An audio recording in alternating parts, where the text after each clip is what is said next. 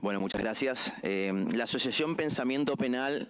es una organización presente en toda Latinoamérica. Está compuesta por jueces, fiscales, defensores, integrantes del sistema de justicia penal, activistas, psicólogos, trabajadores sociales y toda persona preocupada por nuestro objetivo social, que es la humanización del sistema de justicia criminal, o lo que es dicho en otro sentido, también que se adapte al programa constitucional de gobierno o a los tratados internacionales en materia de derechos humanos. Particularmente de la Asociación Pensamiento Penal hemos hecho un análisis respecto al artículo 194 del Código Penal, la reforma del artículo 194, que viene, como ya dijeron muchos expositores en este mismo recinto, viene a criminalizar, aumentar la punibilidad de las conductas anteriormente contempladas, que eran la obstrucción del tránsito vehicular o de la vía de circulación. Lo cierto es que nosotros consideramos desde la asociación que, además de todo, esto es una reforma que aumenta desproporcionadamente las penas del Código Penal, violando el principio de proporcionalidad, rompiendo ya la casi inexistente armonía del Código Penal, siendo una reforma más parcial, ¿sí?, a las múltiples reformas parciales que tiene el Código Penal y que en nada vienen a ayudar a abordar la conflictividad, que como toda conflictividad nuevamente se la quiere abordar a través de la criminalización y poniéndola en el Código Penal. El proyecto criminaliza a sobremanera la protesta social, contiene figuras extremadamente ambiguas que se prestan a la discrecionalidad policial y judicial al momento de aplicarlos, particularmente no definiendo las conductas como acampe, entorpecimiento, etcétera. Lo que también señalamos es que es tal el aumento de las penas para las personas que protesten que literalmente el mínimo de esta escala penal es solamente 4 meses mayor que la del abuso sexual simple. Y el máximo de la escala penal a las personas que protesten son solamente 4 meses menos que el máximo del abuso sexual simple. Esto es para graficar la desproporcionalidad que introduce esta reforma. Más allá también de criminalizar a otras personas que ni siquiera son partícipes de la protesta social y que simplemente colaboren en la coordinación, colaboración, introduciendo una responsabilidad objetiva por el solo hecho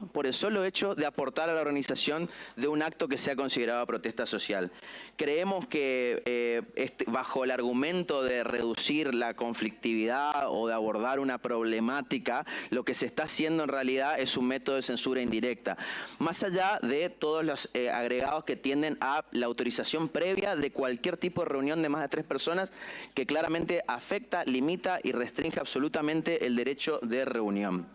Respecto a la reforma del artículo 34 de la legítima defensa, si bien el proyecto incorpora algunos presupuestos que pueden parecer razonables, como por ejemplo algunas presunciones en torno a la cantidad de agresores, a la diferencia física de la persona, todos estos son criterios que hoy en día ya son evaluados judicialmente y que hoy en día los tribunales están aplicando el artículo de la legítima defensa a estos criterios. Lo que consideramos que con la introducción de estos supuestos o presunciones, lo que se está haciendo en realidad es limitar la discrecionalidad, la sana discrecionalidad judicial en lo que se considera legítima defensa o no, queriendo dar a priori un eximente de responsabilidad que no permite evaluar el caso concreto como es perfectamente sano y razonable que suceda por la multiplicidad de causas. Pero lo más grave de todo la reforma del artículo 34 tiene que ver con la presunción de razonabilidad o de proporcionalidad del medio empleado a favor de quien se defiende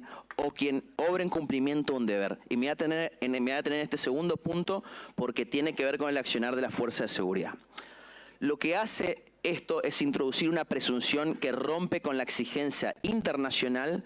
de máxima exhaustividad en la investigación del uso de la fuerza menos letal y letal. Particularmente el riesgo que se corre con esta presunción de proporcionalidad que debe estar a favor del funcionario que obra en cumplimiento del deber es que los casos comúnmente denominados como casos de gatillo fácil, que implican desde uso negligente de la fuerza pública, ¿sí?, hasta inclusive actos dolosos y criminales de homicidios perpetrados por la fuerza de seguridad, puedan quedar en la impunidad desde el primer momento de la investigación, sobre todo si lo combinamos con la prohibición de querellar de las víctimas de estos casos, que introduce también la reforma. La prohibición de querellar por parte de las víctimas solamente por la presunción, es decir, por la versión policial, de que estarían incursas en un delito o un tentado, no solamente viola la igualdad ante la ley, viola el principio de inocencia, porque estas víctimas serían víctimas según la versión policial, no han tenido un juicio previo, sino que inclusive va en contra de todas las recomendaciones internacionales hechas al Estado argentino, donde remarcan que el acceso a la justicia a las víctimas de ejecuciones extrajudiciales, sumarias o arbitrarias, es decir, de gatillo fácil, es una exigencia internacional. Además, viola la Ley Nacional de Víctimas, que pretende que se garantice el acceso a la justicia. Y otra cosa, las víctimas no solamente querellan para buscar una reparación o para buscar una sanción, sino que muchas veces querellan para saber la verdad de lo ocurrido. Con lo cual, ¿cómo opera esta presunción en la realidad? En un caso de que un policía mate a un pibe por la espalda, que las estadísticas demuestran que siempre son jóvenes pertenecientes a barrios vulnerados y marginados, muy racializados, lo que sucede es que no va a proceder la investigación por la aplicación automática de esta presunción y al mismo tiempo las víctimas indirectas, que son los familiares, no van a tener posibilidad de contrariar esa versión policial, de contrariar esa versión fiscal, que dicho sea de paso es la única forma en la que generalmente avanzan estas causas. Hoy en día la situación con respecto a la violencia institucional, a la violencia policial, está lejos de ser la que nos indican los medios de comunicación. La tasa de impunidad es altísima. Hoy en día, si no fuera por el trabajo de las querellas institucionales o de los organismos de derechos humanos, muchas de estas causas no avanzan, inclusive cuando son de violencia letal. Con lo cual, hoy en día, en realidad, lo que está queriendo hacer este proyecto es afincarse sobre un falso diagnóstico en el cual la policía está desprotegida y otorgarle un manto de impunidad inmediatamente después del hecho,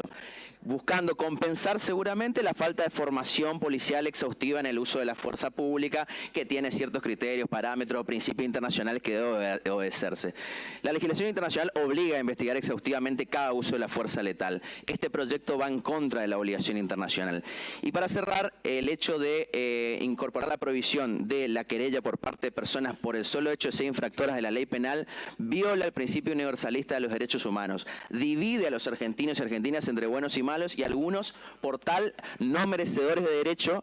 en este caso, por ejemplo, a descubrir la verdad. La Argentina no podría sancionar esta reforma sin denunciar los tratados internacionales en materia de derechos humanos, porque los derechos humanos también son para las personas que infringen la ley penal. No son solamente para algunos argentinos y otros no. Con lo cual, en realidad, nosotros consideramos que estas reformas son inconstitucionales, violan los tratados internacionales en materia de derechos humanos, va a contramano de las últimas recomendaciones internacionales hechas al Estado argentino y las amonestaciones hechas al Estado argentino, y finalmente justifican los hechos, los excesos y las ilegalidades por parte de las fuerzas de seguridad, introduciendo esta presunción aberrante, además, de que el medio fue proporcional y que además las víctimas no le da posibilidad siquiera de discutir si estos hechos ocurrieron como generalmente se dice que ocurrieron. El encubrimiento en los actos de violencia institucional es sistemático. Ningún policía dice que mató haciendo un uso racional de la fuerza pública. Siempre que hay un uso ilegal de la fuerza, la causa inicia con un gran acto de encubrimiento. Ningún funcionario policial plasma que mató a alguien por la espalda sin necesidad de hacerlo. Por ende, la figura del querellante o los querellantes es fundamental para que avancen estas causas, y hoy en día estas presunciones, la verdad, que limitan tremendamente esto y nos lleva a una situación de violación de los derechos humanos de las personas que aún infringiendo la ley penal, por supuesto que pueden ser víctimas de un delito.